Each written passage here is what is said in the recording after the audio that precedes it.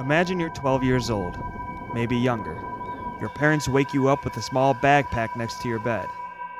They're smiling, but their eyes say something's wrong.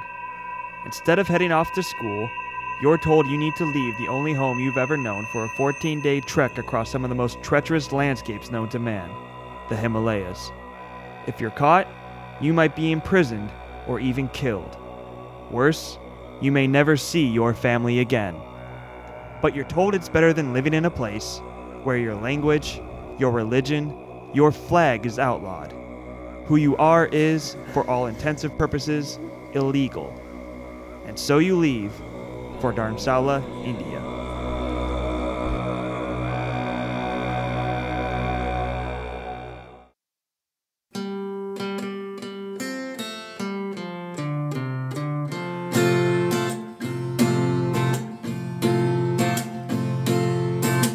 There's nothing inherently special about Dharamsala. It's just one of the many small cities, towns, and villages that rest near the southwestern edge of the Himalayas. You arrive in Dharamsala on a barely functioning jeep most Westerners would think twice about riding. Not to mention the bumpy ride around the Looney Tunes-style mountains will leave your queasy friends searching for the Dramamine. Dharamsala is home to just under 20,000 men, women, and children. Several thousand, however, are Tibetans living in exile from Chinese-ruled Tibet. Some call it an occupation, others more harshly, extermination. How did this happen? How did a sovereign nation suddenly become something else?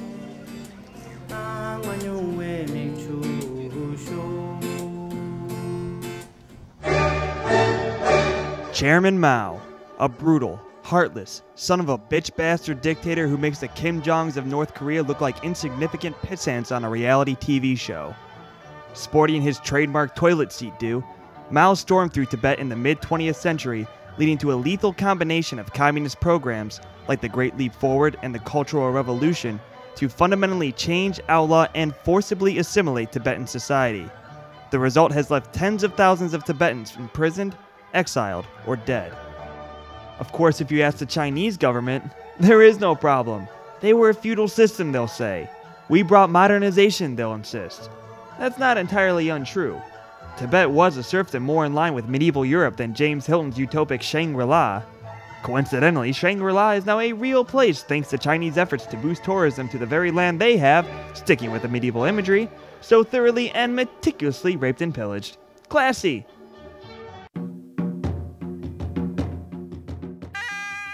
With Mao on the military move, the Dalai Lama, the spiritual and political leader of Tibet, fled to the mountains of northern India in 1959 to set up a government in exile. Today, the exiled government, known as the Central Tibetan Administration, is tasked with the challenge of preserving Tibetan culture in the face of Chinese policies that seek to conform the mountaintop of the world into another strategic military and mineral province. Housed in nondescript government buildings, they are doing their best to replicate a modern Western democracy.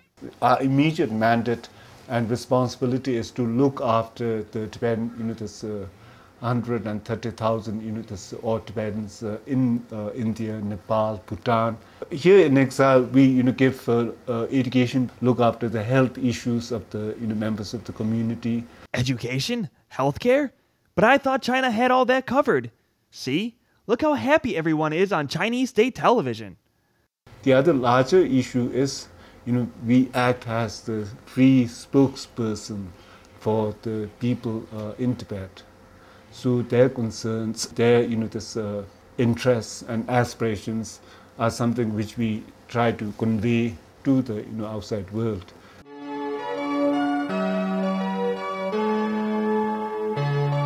Helping to convey that message is Karma Yeshi, at the time editor-in-chief of Voice of Tibet, a daily 30-minute radio broadcast in Tibetan on Tibetan news, culture, and politics. The Voice of Tibet plays a very, very important role bridging a gap between the Tibetans in and outside Tibet, and again bridging a gap between the leadership and the common people. The common people Karma is largely referring to are Tibetans living under Chinese rule in what is now known as the Tibet Autonomous Region. For many Tibetans, Voice of Tibet is the only connection without government interference they have to their culture. In fact, Karma says Tibetans will even show reverence to their radio when he plays recordings of the Dalai Lama's teachings, prostrating as they heed the prayers of their spiritual leader.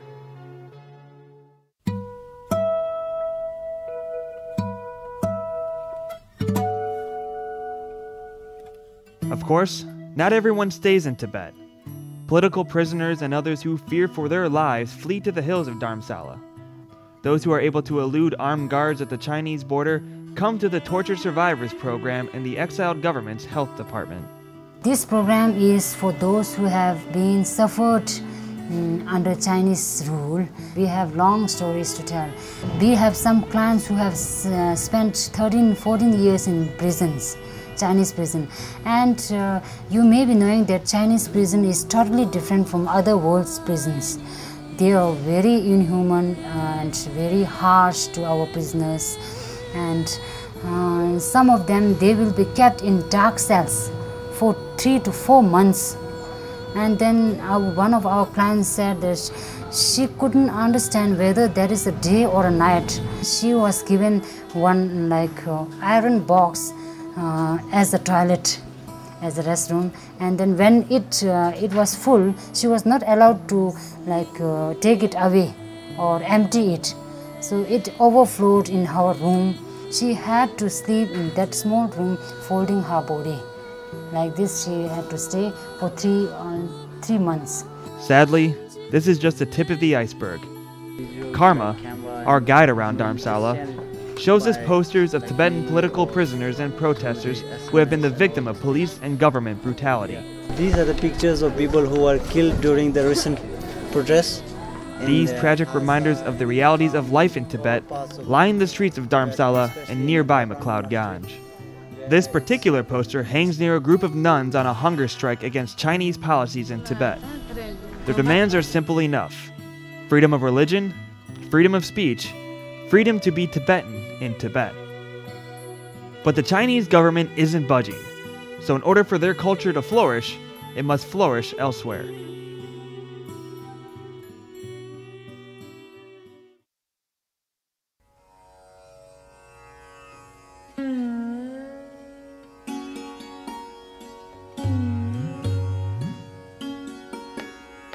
Here at the Norbalinka Institute, named after the Dalai Lama's former summer residence in Lhasa, Tibetans work to preserve their culture in its literary and artistic forms.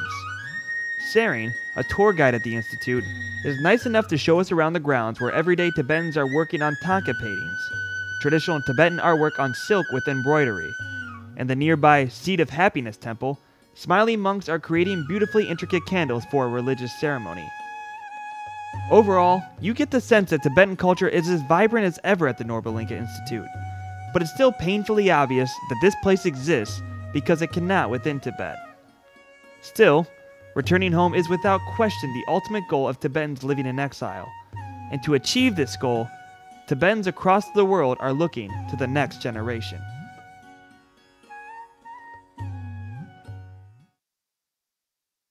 Welcome to the College for Higher Tibetan Studies, an academic institution that serves to educate exiled Tibetan youth in their religion, art, and language. The idea was and still is that the Chinese government cannot truly conquer Tibet so long as their culture survives in tomorrow's leaders. Students here vary. Tenzin here came for just 1 year to study the Tibetan language. So did she. And Lobsang came to study literature with plans to work in Tibetan society. Though their stories differ, they all have one thing in common. They're exiles who feel unable to return home, and they are, to put it mildly, not happy about what's happening in their home country. There are lots of Chinese people coming into Tibet. She's referring to the Qinghai-Tibet Railway that connected Lhasa to mainland China by train in 2006. Tibetans believe the Chinese government is using the railway to encourage further Han Chinese migration into the capital city, cleansing Tibet of its cultural identity. Educated about the issues, students often debate the Dalai Lama's prolonged middle way approach, a policy of nonviolence and a culturally autonomous Tibet within China.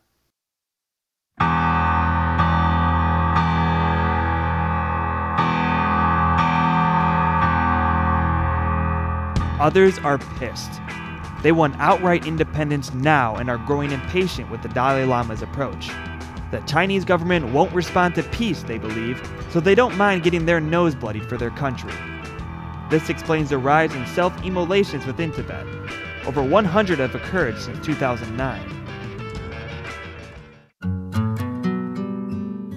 Tenzin became a refugee at an age most Americans are signing up for T-ball. Born in Lhasa, his grandmother snuck him into Nepal with the end goal of getting him to the Tibetan community in Dharamsala. Staying in Tibet was not an option. If I stay there, Chinese, what they taught is the ideology of communists, and they also teach that the fake story of Tibet. Tenzin arrived in 1995 at the Tibetan Children's Village in Dharamsala. The Dalai Lama's elder sister created the village in 1960, shortly after his escape. He recognized that the future of his embattled nation rests in the hands of young Tibetans. We visited the village where children dressed in uniforms parade around the rocky campus decorated in Tibetan art. The toddlers were especially eager to say hello to their new visitors. Walking around campus, it becomes clear that this is no morning preschool or afternoon daycare to give the parents a break from the kids. This is an intricate educational system serving large populations. Today we cater to nearly around 16,000 children in exile, which is around 52% of the school-going population in the exile community. Each home has a mother who manages 35 to 40 children, sometimes as many as 50. And the village does not refuse admission from any of the 850 to 900 children they receive per year. The upbringing of the child really begins in each of our homes. We have created these homes because most of the children that we have are either orphans or semi-orphans or recent new arrivals from Tibet whose parents are back inside Tibet. Suffice it to say, life isn't easy at the Tibetan Children's Village, and they can use a little help. At the risk of embodying the stereotypical image of Westerners dropping by to do one good thing, we passed out toys collected in Ohio before our travels. These were American throwaways, but those kids couldn't have been happier. Come to think of it, this footage can come in handy for any parent of a bratty teenager bitching about why they don't have a car yet. Perspective, people. Leaving the Tibetan Children's Village, you're left with a feeling of hope. You're left believing these kids will carry on the Tibetan tradition for generations to come. You're left understanding why the Tibetan people have placed their hopes and aspirations for their culture and nation on these tiny shoulders.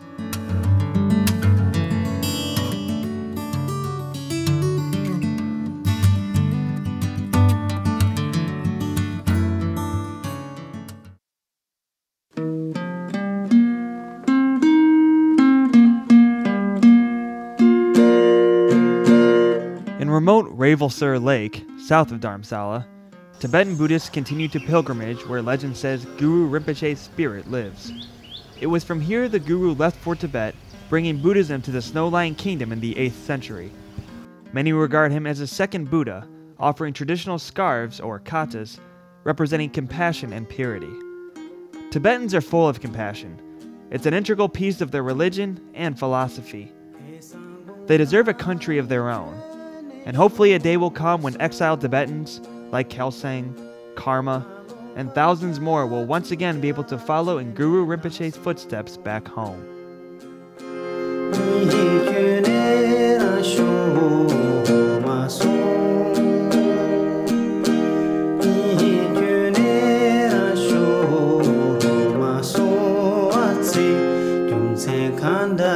Mihi